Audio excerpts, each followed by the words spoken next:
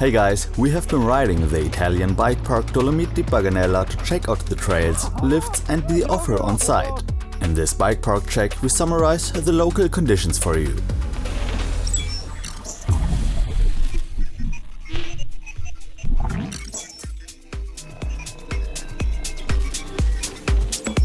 When you hear the title Dolomiti Paganella bike, you surely think of a bike park with trails where you can let it go.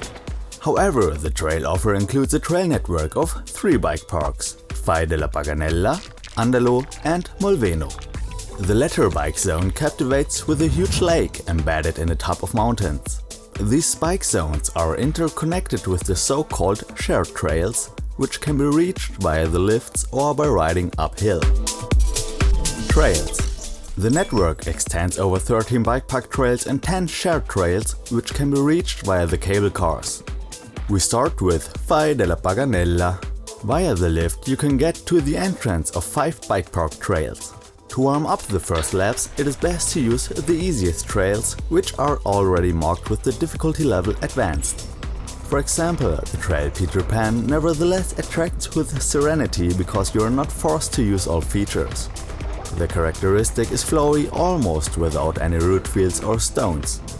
The jumps are tables or small kickers which can approach slowly. Alternatively, you can take the entire line in one flow. The berms are large and can be ridden well despite the dusty conditions. The trails cross at several points, so you can get from the first third Peter Pan onto the Easy Rider, which is designed just as flowy but definitely rougher in execution. If you take every jump here, the trail is fun. It gets more difficult on the trail Apocalypse Now. The double black diamonds here indicate a professional trail. The line is loaded with a variety of root carpets which follow from edge to edge. Large rock formations also challenge the rider's skill. Here the choice of lines is partly limited to a few challenging choices. Sometimes we prefer to push some sections. If you're looking for hard downhill action, it is your trail. If you want to warm up on all trails, you can plan in 2 or more days. Shared trails. To get from one bike zone to the next, it's best to take the cable car to the top and choose one of the connecting trails. These stand out due to their natural character. In the shade of the trees you wind your way down the mountain over carpets of roots. In order to arrive at the right destination, you can either look at the displayed overview maps and orient yourself by the trail signs which point the way, or you can use the free Movi smartphone app. The region is shown on a 3D map, thus one can also find information about the right lift and the appropriate trail. Quite intense are the black diamond shared trails. The numerous scratch marks on the stones remind you that the line has to be performed pretty accurately. In blocked stone passages, this requires concentration and good bike handling. In tight turns, the rear wheel is shifted and ridden further down the stone field. Although Niklas and I have been riding for 13 years now, this was sometimes too challenging for us. To arrive alive at the end of the trail, we pushed the hardest parts, which could maybe half of the mountain. Then, in contrast to the challenge, it's pretty relieving to be able to ride a section of the trail. Despite the dryness, some stone slabs are quite slick. For technical riders, perhaps a dream of trails. Andalo. In the next bike zone, Andalo, you will find trails that are easier than the ones just presented. You can get off the lift cabin either at the middle station or top station. At the top, the Dolomites present themselves impressively. With the inscription Hustle and Flow, the next trail entices you to ride. At the beginning it goes down the dry ski slopes at the fast pace until the route leads into the forest. The bike rolls through 3 wall rides. At the small waves you can pull off and circulate nicely through the trail. Here you will find some tables. This way you work your way down the trail like a pinball. The trail ends at the middle station of the lift. Here you can either stop at the hut next to site or continue riding down the Willy Wonka. This one seems like a smoother executed version of the Hustle and Flow. This trail also offers jumps and a flowy line. For the more willing bikers, features like wall rides or bigger tables invite you to play. The most famous feature from the whole region might be the spiral North Shore, which rotates you 1 level down. Personally, I could ride this trail all day long. From the entrance of the Hustle and Flow to the very bottom, one has then destroyed 7 kilometers of track and 730 meters of altitude. Trail maintenance is good, and every now and then you will see shapers working on the trails. However, if you are looking for hard downhill action, you should rather look for a shared trail or look around in Fai. Molveno. The bike zone with the most beautiful view is probably Molveno of the three. From Andalo you can simply ride down the road until you are greeted by a light blue lake, which has been led into the valley of the mountains. Also here the lift station is divided. From the middle station you can ride the Blade Runner or take the seat lift further up to the Big Hero. This is of the trails from the entire region the easiest.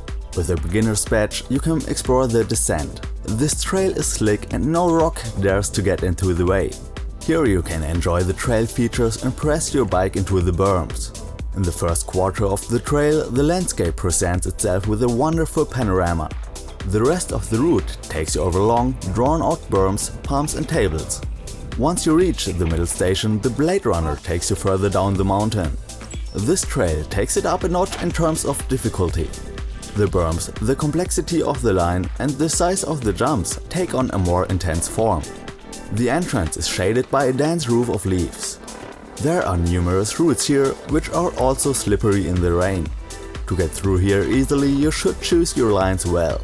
Over a wooden bridge it leads into the more flowy part.